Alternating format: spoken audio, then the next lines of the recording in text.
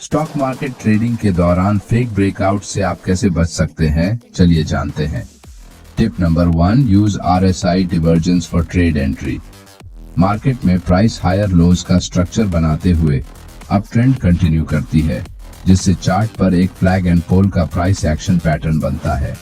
जैसे ही flag and pole pattern को एक बुलिश ग्रीन कैंडल ब्रेक करती है, वैसे ही न्यू ट्रेडर बाइंग साइड में ब्रेकआउट ट्रेड एंट्री करते हैं। लेकिन कुछ देर बाद प्राइस रिवर्सल लेकर नीचे चली जाती है और यहाँ बायर्स ट्रैप हो जाते हैं। इस ट्रैप से बचने के लिए हम स्टोकास्टिक RSI इंडिकेटर का इस्तेमाल करेंगे। यहाँ इस लेवल पर प्राइस हायर हाई बनाती है, लेकिन स्टोकास्टिक इंडिकेटर में सेम लेवल पर लोअर लोज का फॉर्मेशन बना हुआ है। इसका मतलब इस पॉइंट पर मार्केट स्ट्रेंथ में कमी आई है, जिससे चार्ट पर बेयरिश डाइवर्जेंस क्रिएट हुआ है। ऐसे सिचुएशन में हमें ब्रेकआउट ट्रेड में एंट्री नहीं करनी चाहिए, क्योंकि ब्रेकआउट के बाद मार्केट मोमेंटम में कमी आई है। Tip number 2, wait for candle closing above the resistance line. ये निफ्टी 50 का 5 मिनट टाइम फ्रेम का चार्ट है। इस चार्ट में प्राइस एक अप ट्रेंड के बाद छोटा सा करेक्शन करते हुए नीचे आती है। पिछले अप ट्रेंड को देखकर बहुत से नए बायर ब्रेकआउट के बाद फिर से एक बार ट्रेंड कंटिन्यूएशन होगा, इस उम्मीद में ट्रेड एंट्री करने का इंतजार कर रहे हैं। कुछ देर बाद रेजिस्टेंस एरिया के पास एक स्ट्रॉन्ग ग्रीन कैंडल बनना स्टार्ट होती है और इसी पॉइंट पर न्यू बायर्स, कहीं ये ट्रेड उनके हाथों से निकल ना जाए, इस डर से ब्रेकआउट कैंडल क्लोजिंग के पहले ही लॉन्ग ट्रेड में एंट्री करना चालू कर देते हैं। ये ग्रीन कैंडल थोड़ी देर ऊपर जाती है, लेकिन मार्केट में फिर से सेलर्स हैवी सेलिंग स्टार्ट करते हैं, जिससे प्राइस नीचे आते हुए एक long wick candle resistance line के पास चार्ट पर बन जाती है। जो बायर्स इस जोन के अंदर और ब्रेकआउट कैंडल फॉर्मेशन के बाद बाइंग करके बैठे हैं, उन सभी बायर्स के स्टॉप लॉस लोअर लेवल्स पर जैसे ही हिट होते हैं, मार्केट में एक पैनिक सेलिंग आती है और प्राइस तेजी से नीचे गिर जाती है। इसीलिए किसी भी रेजिस्टेंस लाइन के ऊपर जब तक कोई ब्रेकआउट कैंडल स्ट्रांगली क्लोज नहीं करती और आगे कंटिन्यूएशन बाइंग कैंडल नहीं बनती, तब तक ट्रेड एंट्री करने से हमेशा बचना चाहिए। Tip number 3, use Fibonacci level.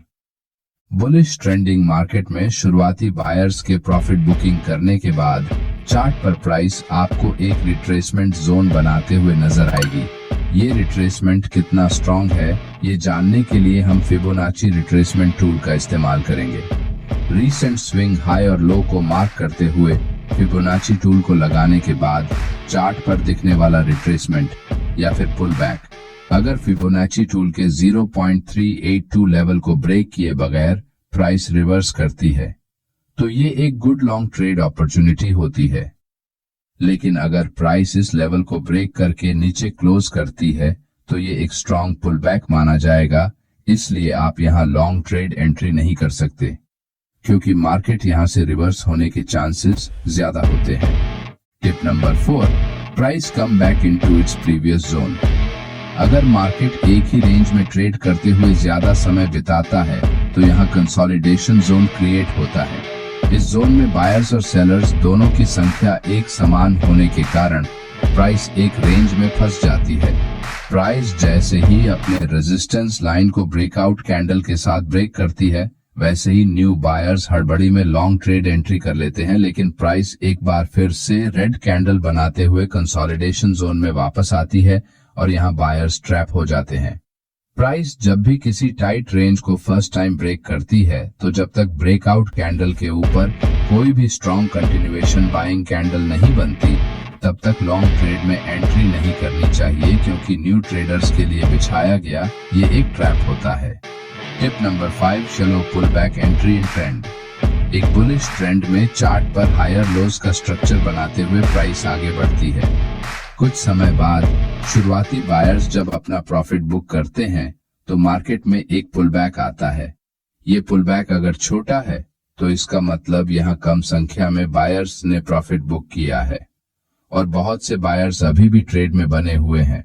ऐसे स्मॉल पुल बैक के बाद अगर प्राइस फिर से अपना पुराना हाई ब्रेक करती है, तो यहाँ मार्केट अपना प्रीवियस ट्रेंड कंटिन्यू करने के चांसेस बढ़ जाते हैं।